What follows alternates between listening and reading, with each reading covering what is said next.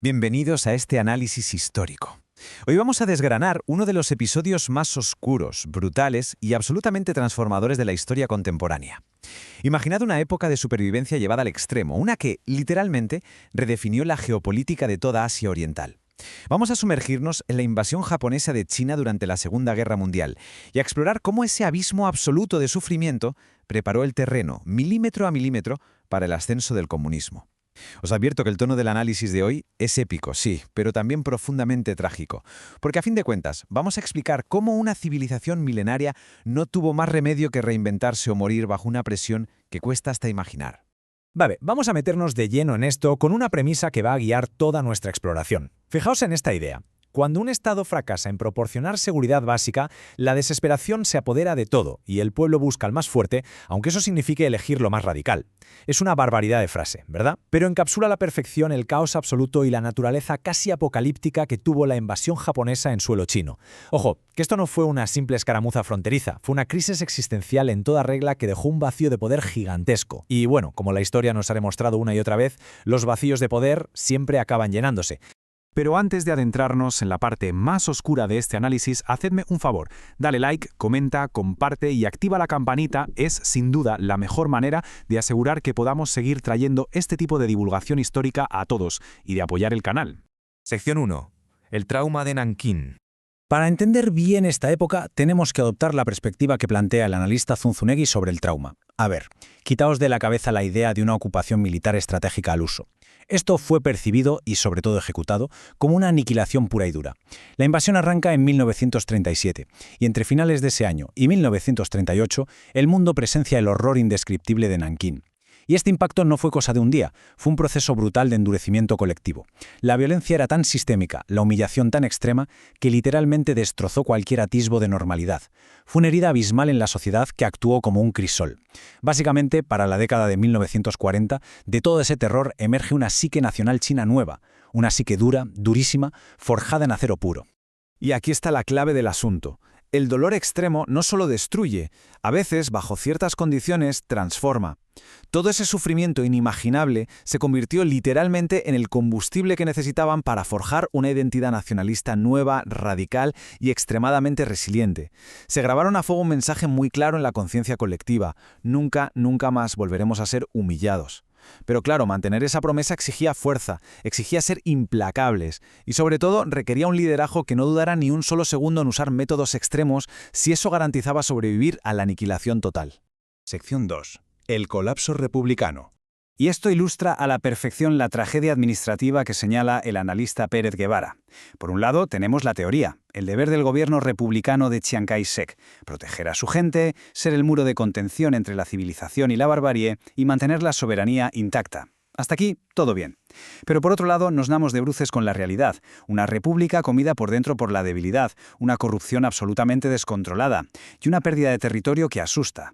Para que os hagáis a la idea del nivel de colapso del que hablamos, la hiperinflación llegó a ser tan surrealista que los billetes perdían su valor en cuestión de horas. O sea, imaginad ir a comprar el pan y que el dinero ya no valga nada a la vuelta.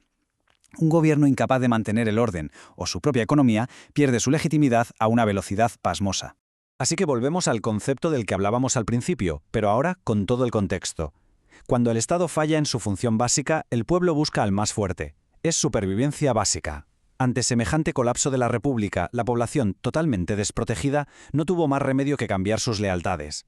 Pensadlo bien, la gente de a pie no estaba para debates filosóficos ni para promesas democráticas a largo plazo. Lo que querían, lo que necesitaban desesperadamente, era alguien que ofreciera disciplina férrea, un frente unido y la promesa de echar al invasor, costara lo que costara. Era, literalmente, cuestión de vida o muerte. Sección 3. La insubordinación de Mao. Y es exactamente en este inmenso vacío de poder en medio de todo este trauma donde encaja la visión geopolítica de Marcelo Gullo. El Partido Comunista supo leer la situación y vio que la debilidad de la República era una oportunidad que no se iba a repetir. Para entender esto, Gullo usa un concepto que es absolutamente clave: la insubordinación fundante. ¿Qué significa esto? Pues una rebelión total y absoluta. No bastaba con coger las armas contra los japoneses, no. El verdadero genio estratégico aquí fue darse cuenta de que, para salvar a China, tenían que destruir y arrancar de raíz todo el orden establecido que había permitido que el país cayera tan bajo. Había que insubordinarse contra todo lo anterior para, literalmente, refundar la nación desde cero. Ahora, lo verdaderamente fascinante de esto es cómo deciden romper todos los esquemas teóricos por puro pragmatismo. A ver, el modelo comunista soviético ortodoxo, el de Moscú, se basaba al 100% en los obreros industriales de las ciudades, ¿verdad? Pues Mao analiza la realidad de China y hace la jugada geopolítica maestra. Decide movilizar al campesinado rural. Estamos hablando de una fuerza histórica que siempre había sido ignorada, y él la convierte en el nuevo motor de la revolución. Esto es interesantísimo, porque nos demuestra que cuando se trata de sobrevivir, tienes que adaptar el dogma a la realidad que tienes delante. Fue una ruptura total con Moscú, impulsada por una necesidad geopolítica brutal y por la propia geografía de un conflicto inmenso. Los pasos que dieron hacia el poder fueron metódicos, calculados y, sí, implacables. Primer paso, capitalizar al máximo el caos republicano que había dejado a millones de personas totalmente desamparadas.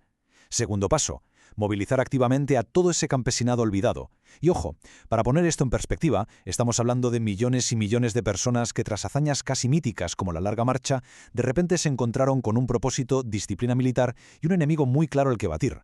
Y el tercer paso, canalizar todo ese inmenso dolor y resentimiento para forjar una fuerza radical que fuera imparable. No se trataba solo de tácticas militares, estaban construyendo los cimientos de un Estado totalmente nuevo sobre las mismísimas cenizas del campo de batalla. Sección 4. El fin de la tradición. Pasemos a lo siguiente, y veamos cómo esto desarrolla el contraste más dramático y triste de todo este análisis, basándonos en la perspectiva que aporta el analista Lons. Veréis, consolidar semejante nivel de poder requería pagar un peaje cultural altísimo. Fijaos en el choque. Por un lado tenemos la esencia de la civilización, esa China imperial y confuciana, milenaria, profundamente espiritual y arraigada en sus tradiciones ancestrales. Y por otro, lo que llegó para aplastarla e imponerse, una ideología marxista y materialista totalmente atea, radical y obsesionada con un proyecto de modernización estatal. Crear este nuevo ente político monolítico requería básicamente arrancar el alma misma de su cultura. Fue un choque frontal donde el pasado tenía que ser devorado por el presente. Es una dinámica histórica absolutamente trágica. El nacimiento de esta China moderna, tan unificada y controlada, que prometía terminar de una vez por todas con las humillaciones extranjeras, se hizo sacrificando su propia alma tradicional. Para poder sobrevivir en el despiadado tablero geopolítico de mediados del siglo XX, el precio de entrada fue erradicar violentamente su propio pasado imperial y confuciano. O sea, tuvieron que someterse a una especie de extirpación cultural completa simplemente para garantizar que la nación pudiera seguir existiendo. Y bueno, esto nos deja con una reflexión bastante profunda, una pregunta que, sinceramente, resuena mucho más allá de este episodio histórico en concreto. ¿Debe una nación destruir completamente su pasado para lograr sobrevivir a las amenazas de su presente? ¿Acaso el precio inevitable de la supervivencia extrema y la resiliencia es sacrificar la identidad que te hizo ser quien eres? Es una cuestión densa, trágica, pero a la vez fascinante, porque nos obliga a ver la geopolítica no solo como movimientos de tropas o fronteras, sino como auténticas crisis existenciales del espíritu humano y nacional. Yo soy Hispania Eco y esto ha sido El Dragón de Fuego.